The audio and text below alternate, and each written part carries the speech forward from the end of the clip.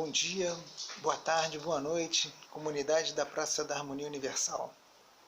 Sou Marcelo Gifone, professor de Tai Chi Chuan, aqui de Belo Horizonte. Sou coordenador do projeto Tai Chi Chuan no Parque e pertenço à escola do mestre Wu Shaoshang, né? Ano passado a gente esteve aí com vocês, né? Foi um prazer enorme participar aí da celebração dos 45 anos da praça, do trabalho do mestre Wu, né? E a gente agradece imensamente esse acolhimento, essa trajetória de amizade que a gente já tem há alguns anos, desde 2006. A gente tem trocado muitas experiências e aprendizados, né, e bons momentos, né, de encontros. E esse ano não poderia ser diferente. A gente também está participando aí das celebrações dos 46 anos da Praça da Harmonia Universal, a PHU, com muito prazer e alegria.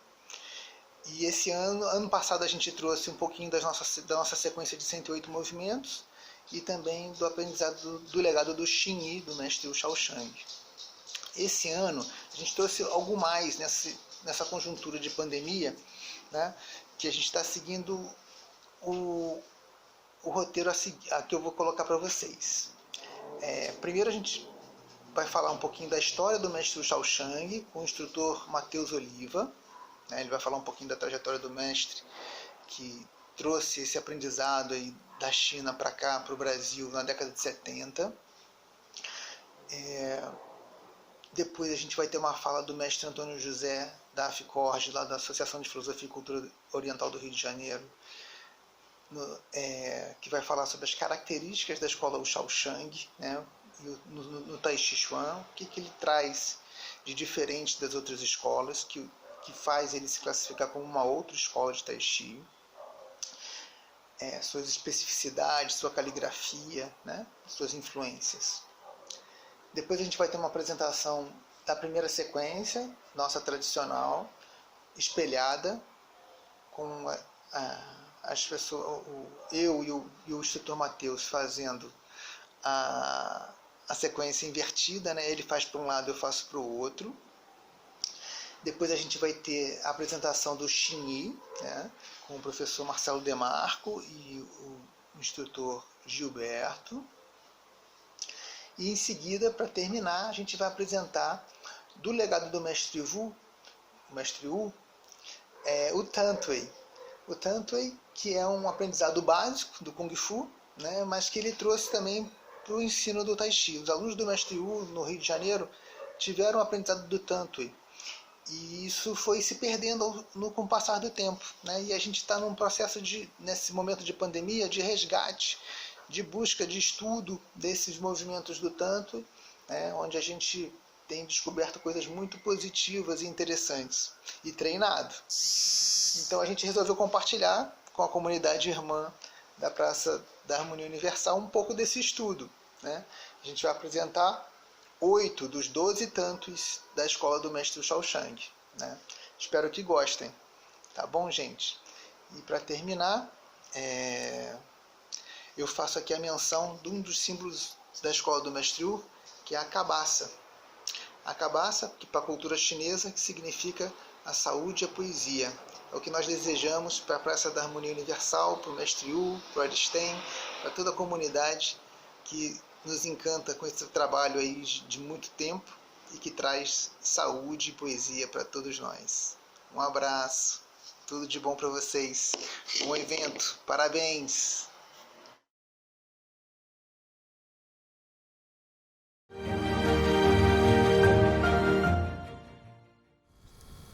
Olá, meu nome é Matheus, eu sou instrutor da escola Wu Shaoshang de artes marciais chinesas, sobretudo de Tai Chi Chuan, mais conhecido em português como Tai Chi Chuan. E eu sou aluno do professor Marcelo Gifone, que também tem toda uma formação com vários mestres aí da nossa escola no Rio de Janeiro, né? Mestre Lau, mestre Beth, a gente tem muito contato também com o mestre Antônio, que está sempre com a gente. E o mestre Wu Shaoshang, ele não ensinou só o Tai Chi, ele ensinou também outras artes marciais, como o Xing Yi, que a gente aprende também, ensinou o Bagua, que a gente aprende alguns elementos na nossa tradição, mas existe também quem aprendeu a tradição de Bagua com ele. Existem também ensinamentos de Tanto aí de Shaolin do Norte. Existe Tuiso também. Existe também medicina chinesa, quem aprendeu e se formou como acupunturista num curso de 3 anos que ele ensinava no Rio de Janeiro. Enfim, tem todo um legado, né? E eu tô aqui para falar brevemente para vocês um pouco sobre esse legado, do ponto de vista mais descritivo mesmo, mais sobre como é que é a história dele, os elementos principais, tá bom? Então, claro, a história é muito maior, eu mesmo estou preparando alguns materiais há alguns anos, outras pessoas também, outras pessoas que conheceram ele pessoalmente, tem muitos materiais muito bons também. Mas a questão para vocês hoje é falar um pouco mais assim do legado dele. E para falar do legado do mestre Chao Shan, é necessário primeiro falar da sua genealogia, né? De onde vem o que ele ensina. E vocês vão perceber, pelo que eu vou falar a partir de agora, que a genealogia dele é muito ampla, realmente muito rica. E é o seguinte: em primeiro lugar, o estilo, o tipo de arte marcial que o mestre Chao Shan mais tinha afinidade, segundo alguns discípulos contam, era o Xingyi. Né? O Xingyi Chuan pode ser traduzido como boxe da forma e da mente. E é uma das artes marciais internas, como foi comumente classificado, né, nos últimas décadas, no último século. Uma classificação chinesa que coloca as artes marciais internas e externas. As externas seriam mais próximas de, por exemplo, que eu falei aqui, o Tanto, o Shaolin do Norte, o Louva-a-Deus. E as artes marciais internas seriam o Tai Chi Chuan, o Baguazhang, o Xin Yi Chuan, o Yi Chuan, e por aí vai uma lista de artes marciais. Na verdade é muito maior, falei apenas as mais conhecidas no Brasil. E ele conhecia, praticava e ensinou muitas dessas práticas, né? Como eu estava dizendo, aquele mais tinha afinidade é o Xin Yi Chuan, é o boxe da forma e da mente. E o boxe da forma e da mente tem também suas várias escolas, assim como o Tai Chi tem o Yang, o Chen, o Wu, e tem os seus vários mestres específicos, como o nosso mestre o Chao Shang, tem também o mestre Wu aí de Brasília, que a gente tem toda essa amizade, toda essa proximidade, né? Toda essa boa relação com vocês e com muita alegria que a gente está aqui também compartilhando um pouco da nossa tradição com vocês e está aprendendo com vocês também. Então, por exemplo, a gente assiste com frequência os vídeos do professor Aristen, né? Só para dar um exemplo de que essas trocas já existem, na verdade, há um bom tempo. E voltando ao boxe da forma e da mente, um desses estilos do boxe da forma e da mente é chamado estilo Che, que foi criado pelo Chen Yizai entre o século XIX e início do XX. E ele é do norte da China, região de Shanxi. Por isso também o estilo dele é conhecido como o boxe da forma e da mente da região de Shanxi, né? O Xinyi de Shanxi. E ele ensinou o mestre Bu Xuequan, um dos mais famosos discípulos dele. E o mestre Bu Xuequan, por sua vez, ensinou diretamente ao nosso mestre o Chao Shang. Então o mestre Chao Shang seria a segunda geração do estilo Che, de Xinyi, do boxe da forma e da mente. E o mestre Bu, conta-se também, algumas fontes mostram que o mestre Bu também treinou Tai Chi Chuan e Baguazhang. Também treinou esses dois estilos conhecidos das artes marciais internas chinesas. E até onde vai a minha pesquisa, ele treinou com Sun Lun Tang, o famoso criador do estilo Sun. Mas até onde eu sei, isso não quer dizer que nós fazemos parte da escola Sun, perfeito? A gente faz parte, na verdade, de toda uma linhagem de vários mestres que o Chao Shang sintetizou. Vocês vão entender ao longo dos próximos minutos. O Sun Lutang ensinou para o Bu Xuequan Xinyi não Xinyi, o Bagua e o Tai Chi Chuan. E o mestre Bu, então, ele mesmo já condensava uma série de ensinamentos e passou essas práticas das artes marciais chinesas internas para o mestre Chao Shang. Mas o mestre Chao Shang também era uma pessoa muito estudada, ele era de uma família mais benquista na China, que tinha uma possibilidade de estudar, de trabalhar em empregos um pouco mais financeiramente melhores, né? Então ele conseguiu trabalhar em bancos, ele sabia outras línguas. De um discípulo dele me contou que ele sabia inglês. Então ele pôde conhecer vários outros lugares da China, ele viajava muito a trabalho. E nessas viagens ele conheceu também o mestre Wu Jianshan e o mestre Ma Jinbao, que ensinaram também o Shaolin do Norte para ele, o Tanto e provavelmente outras práticas, mas é o que nos legou aqui para o Brasil. Um importante dado sobre isso é que algumas pessoas que treinaram diretamente com ele, que nos deixaram registros, contam que na verdade o mestre o Chao Shan, ele já conhecia artes marciais chinesas, na verdade, desde adolescente. Alguns indicam que até já era Shaolin do Norte. Mas ele foi ter uma formação um pouco mais profunda nessas artes marciais também externas, posteriormente, né? Um pouco depois de ele treinar com o mestre Bu. Então, o mestre Chao Shan, como vocês podem ver, treinava tanto artes marciais internas quanto as ditas artes marciais externas. E nos legou, né, sintetizou toda essa tradição, ainda que ele ensinava também de uma maneira distinta, né? Tudo isso aqui para o Brasil. Mas espera aí, antes de chegar no Brasil, o que acontece é que a China, como vocês devem saber, teve uma série de processos históricos muito profundos durante o século XX. Um deles foi a própria guerra, a Segunda Guerra Mundial, que, como o próprio nome diz, acabou influenciando todo mundo, né? E a China teve seu impacto também. Assim que acabou a Guerra Mundial, em 45 aproximadamente, a China entrou numa guerra civil, que só foi acabar em 49. Um pouco antes dessa guerra civil acabar, o mestre Chao Shan, junto com outros mestres, se mudou para Taiwan junto com a sua esposa. E a sua esposa, a Wu Jonglin, né, a Dona Lin, como é conhecido por pessoas mais próximas, eles tiveram um filho, né, o mais tarde ficou conhecido como Mestre Chen, ou Wu Ji-chang, né, às vezes se escreve também como Chern, pensando assim, quando foi feito isso, né, eles pensavam que brasileiros iriam entender melhor a pronúncia de Chang. Então, eles estavam lá em Taiwan, a sua família, né, o mestre Chao Shan, sua esposa, seu filho. Só que ele teve essa ideia de se mudar para o Brasil justamente porque estava havendo um conflito muito complicado, uma iminência de guerra em Taiwan, e ele resolve então sair de Taiwan e vem tentar um negócio aqui no Brasil, na região norte. Infelizmente não deu muito certo, mas ao mesmo tempo, felizmente para a gente, ele resolve se manter no Brasil, ele só muda de cidade, vai para o Rio de Janeiro, e no Rio de Janeiro ele resolve então, ao invés de outros aspectos de formação dele, né, ele também se formou em administração e agronomia, ainda na China continental, na primeira metade do século XX, ele resolve então, na verdade, ensinar esse outro legado que ele tinha também, que era das práticas tradicionais.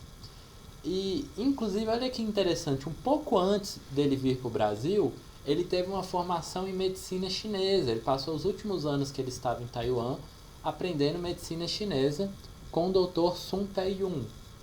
E o Dr. Sun Pei-yun, então, era um médico muito famoso em Taiwan, legou para ele também essa tradição da medicina chinesa da maneira mais tradicional ali que tinha em Taiwan. O mestre Chao Shan, com todo esse conhecimento, artes marciais internas, externas, medicina chinesa, leva toda essa tradição em 1972 para 1973, nessa transição desses 2 anos, para o Brasil. Já falei que primeiro região norte, depois Rio de Janeiro. Na cidade do Rio de Janeiro, ele finalmente consegue se estabelecer.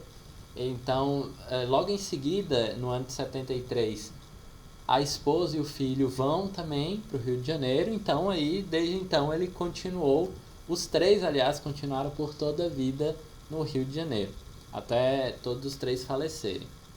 O próprio mestre Chao Shan foi falecer só no ano 2000, que também provavelmente foi o ano que a esposa faleceu, até onde eu sei. E o filho dele faleceu alguns anos mais tarde, né? Mas isso é para um outro diálogo, eu falo mais tarde. Então, chegando aqui no Brasil e se estabelecendo no Rio de Janeiro em 1973, o mestre Chao Shan começa a ensinar tudo que ele sabia. Ele ensina, então, cursos de medicina chinesa, ele dá cursos de Xin Chuan, de Baguazhang, de Taiji, de Shaolin do Norte, de Tantway, e ele ensinava tanto separadamente como também teve alguns alunos que aprenderam 2, 3 ou até mais dessas artes, né? Dependendo do tempo que eles estavam, do tempo que eles podiam se dedicar, do próprio convite que o mestre Chao Shan poderia fazer para alguns treinarem. E o que acontece?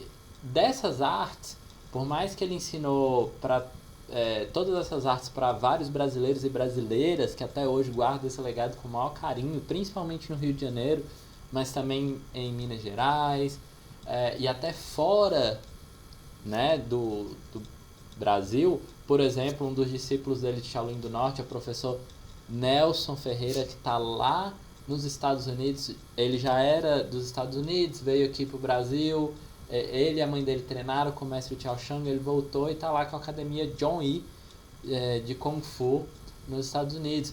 Tem também outro aluno direto do mestre Chao Shan, o Hélio Brum, está hoje na Suécia, né? Mas nós temos principalmente um grupo aqui no Brasil muito forte, no Rio de Janeiro, formado pelo mestre Marcos Vinícius, que hoje a gente, há alguns anos, recebeu o título de grão-mestre da nossa escola, dado que ele formou os nossos principais mestres da AFICORD, né? Associação de Filosofia e Cultura Oriental do Rio de Janeiro. E a AFICORD tem, né, há algumas décadas, já mais de 3 décadas, tem guardado e divulgado esse legado do mestre Chao Shan, formado instrutores, formado professores, professoras, formado mestres e mestras. Nós temos mestres também na nossa tradição, na nossa escola. E a principal arte ensinada é o Tai Chi Chuan, né, o Tai Chi Chuan. Mas também se ensina outras artes, claro, né? Tem pessoas que aprenderam todas essas outras artes que eu já citei para vocês. Então, tudo isso que eu falei até aqui é a escola Wu Chao Shan. A escola Wu Chao Shan, então, é uma escola singular, que tem características próprias, que tem uma raiz própria, né, uma genealogia própria, mas que tem também essa síntese feita pelo mestre Chao Shan. 2 coisas, então, antes de acabar. A primeira é que ele tem também todo um legado, além desse legado que eu acabei já de afirmar pelos brasileiros. O filho dele, que eu já comentei, que era chamado aqui no Brasil como Mestre Chen, o mestre Uji Chan, falando em chinês. Então, o Mestre Chen, ele pegou um legado que eu ainda não comentei do Mestre Chao Shan.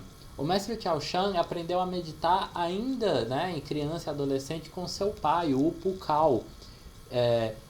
A sua mãe também, o Han Xin, né? Eles, como eu já disse, criaram ele de uma maneira bastante tradicional, e o pai, até onde se sabe, ensinava meditação para ele, né? Tanto de fontes budistas quanto de fontes daoístas. Então, o que acontece foi que o filho dele acabou sendo influenciado não só por esse enorme legado que eu falei mais cedo, mas também por esse aspecto meditativo. E o filho dele acabou não só continuando o legado dele na acupuntura, no Tai Chi Chuan, no Qigong que ele ensinava, não falei Qigong, mas ele ensinava Qigong também, como ele também, o filho dele acabou criando, acabou se tornando primeiro um sacerdote taoísta e criando, junto com brasileiros, a Sociedade Taoísta do Brasil. Então o Chao Shan acabou também influenciando o taoísmo no Brasil, né, através do seu filho. Ele mesmo, claro, ensinava alguns elementos já, mas o filho dele se tornou sacerdote, criou toda uma tradição que veio de Taiwan, aqui, dos mestres celestiais.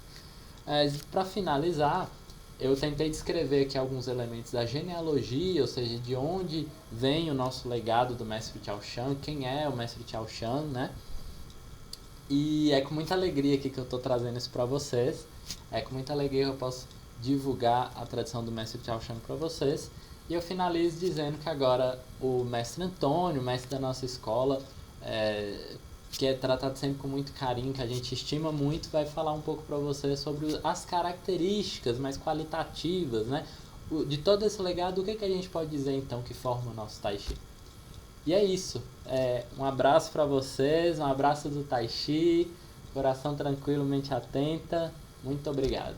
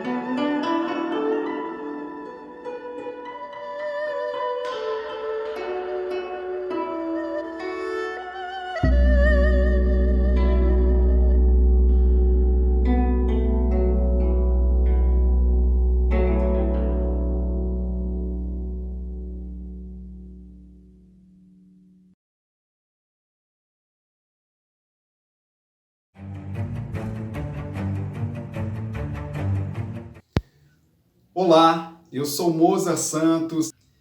Recebi o convite do professor Marcelo Gifone para participar do evento dos 46 anos em comemoração da Praça da Harmonia Universal, contribuindo com a edição dos vídeos que vocês estão vendo aí da Escola Wu Shaoshan.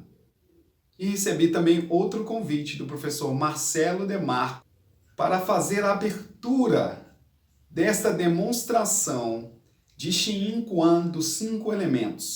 Os 5 elementos que serão apresentados baseiam-se na medicina tradicional chinesa, conhecido como a teoria do Wu Xin, que é fogo, terra, metal, água e madeira, representando assim também os ciclos de geração, de domínio e de contradominação. Reforçando aqui também a fala do nosso querido instrutor Matheus Oliva, o mestre Wu Shaoshan representa a 3ª geração de Xiyin Quan, da família Che de Shanxi, o qual o nosso professor Marcelo Demarco tem trazido desde a sua aprendizagem diretamente com o mestre Wu Shaoshan para os seus discípulos, dando continuidade a esse belo trabalho, que vocês verão a seguir.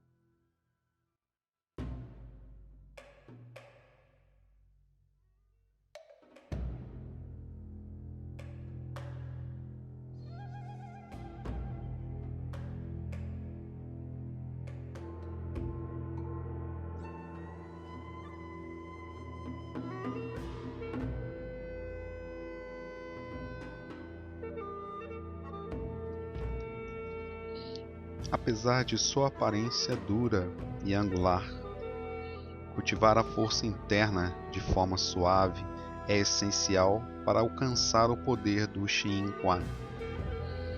A eficiência, a economia de movimentos com ataque e defesa simultâneos, e sua movimentação linear sugere tanto as origens militares quanto à influência da técnica de lança aludida em sua mitologia.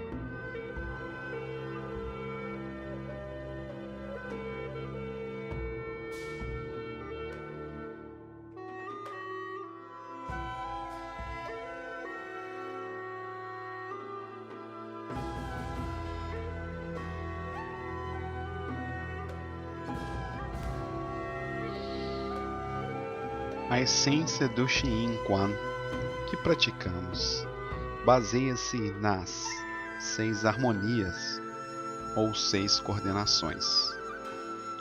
3 exteriores: mão-pé, cotovelo-joelho, ombro-quadril, e 3 internas: coração-mente, mente-energia, energia-força. Nas 8 palavras ou forças internas, Pati Kon, semelhante às do Tai Chi Chuan. Os 3 estágios da prática de treinamento Jin, em Shen, Min Jin, An Jin, Hua Jin, que nós nos referimos como as 3 fases: pincel, facão e machado. E nos 12 animais: dragão, tigre, cavalo, macaco, galo, andorinha, serpente, lagarto, fênix, falcão, águia, urso.